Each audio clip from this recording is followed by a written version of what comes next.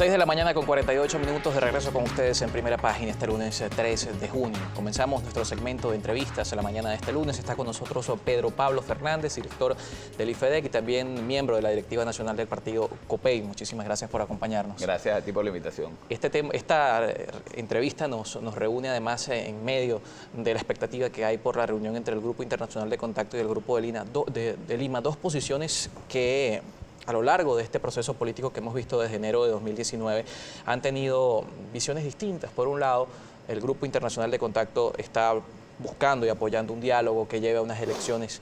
Por otra parte, el Grupo de Lima más abierto a la salida del presidente Nicolás Maduro y a unas elecciones en un escenario distinto. ¿Qué expectativas tiene el partido COPEI de este encuentro? Un partido que además ha llamado al diálogo en distintas oportunidades del conflicto. Sí, mira, hay dos cosas que yo creo que tenemos que señalar aquí. La primera es que, es decir, en un mundo ideal, los buenos siempre ganan. No vivimos en un mundo ideal, vivimos en un mundo complejo, donde las cosas no son como uno quiere, las cosas son como se dan. Nosotros queremos la salida del gobierno. El problema es que para salir del gobierno hay que derrotarlo, y no lo hemos derrotado todavía. En una democracia, una mayoría derrota a la minoría y se constituye un nuevo gobierno. Es decir, los gobiernos se sustituyen simplemente en procesos electorales normales. No vivimos en una democracia como donde esas cosas pueden ocurrir. Entonces no vivimos en un mundo ideal, vivimos en un mundo donde tenemos un 80% del país que quiere cambiar y un 20% que apoya al gobierno. El problema es que este 20% tú tienes que medir la correlación de fuerza. Este 20% tiene el apoyo del SEBIN y tiene el apoyo del TCJ y tiene el apoyo del CNE y tiene el apoyo de la Policía Nacional Bolivariana y tiene el apoyo de una cosa grandota que se llama Fuerza Armada Nacional Bolivariana. Esto, hasta ahora, ha tenido más fuerza que esto. En un escenario, repito, democrático, este 80% le gana a este 20% y se acabó, se sustituye un gobierno. No estamos en un escenario democrático. Para poder lograr el cese de la usurpación, ¿cómo se logra si Nicolás Maduro no renuncia? ¿Cómo logramos el cese de la usurpación? Mediante la fuerza. Que por cierto, quienes están al frente de este proceso político que ha comenzado en enero están cada vez sumando más al discurso hacia la fuerza. Veíamos también a María Corina Machado este fin de semana, que lo reseñaba en el 2001, que la única vía que quedaba era la fuerza. Ok, si la única vía que queda es la fuerza, a esa fuerza estamos apelando desde hace mucho tiempo, se está apelando. Desde el 2014 se viene presionando a la Fuerza Armada para que tome la decisión de sacar a Maduro del poder. ¿Y la Fuerza Armada qué es lo que ha hecho? Ha venido respaldando mayoritariamente a Maduro. Entonces la fuerza interna no parece dispuesta a sacar a Maduro del poder. Entonces se apela a una fuerza extranjera. Yo no quiero entrar en detalles de las consecuencias que eso podría tener para Venezuela y si es conveniente o no. Simplemente no se va a dar. Aquí no va a venir una fuerza extranjera a invadir a Venezuela. Y tengo que decir que gracias a Dios las consecuencias de una invasión extranjera son terribles.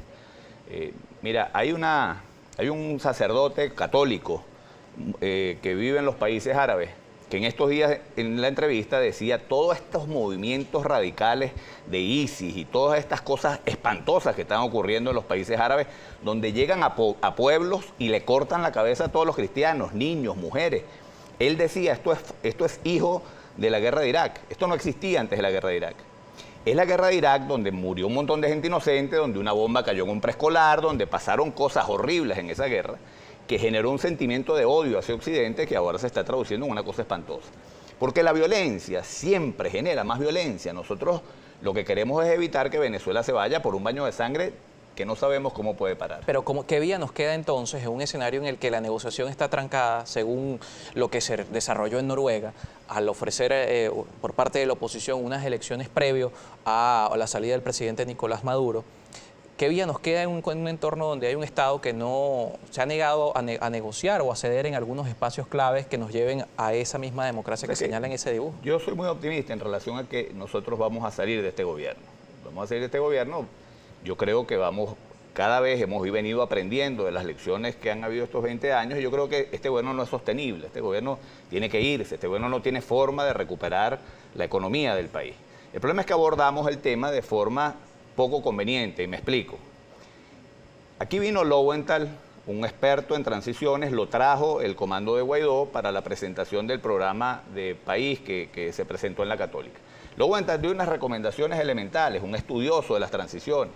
tiene que haber un acuerdo, tiene que haber un acuerdo donde las partes no se vean perjudicadas, tiene que haber un planteamiento que haga que todos ganemos. Repito, no es el estado ideal, yo quisiera que aquí los responsables de todo esto que ha pasado en el país pagaran todo. El problema es que estos procesos de transición de gobiernos autoritarios a democracias requieren negociación. En todas partes del mundo, la experiencia dice eso. Lowenthal, que es un estudioso, vino y lo dijo.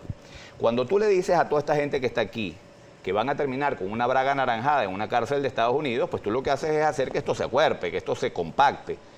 Y tú, la única forma, y esto está demostrado en estudios, ahí John Magdaleno ha estado en este programa hablando sobre los estudios que él ha hecho de transiciones en el mundo, las transiciones se dan cuando esto se quiebra.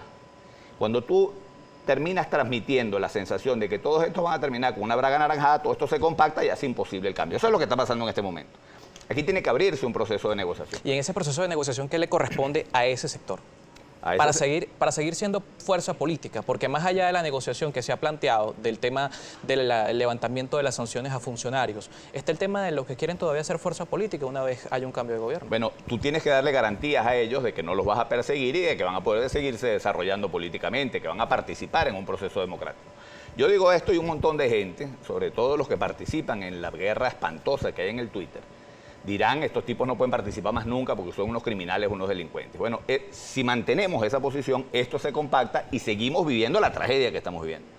Que es espantoso lo que está pasando en el país. Nosotros tenemos que buscarle una salida.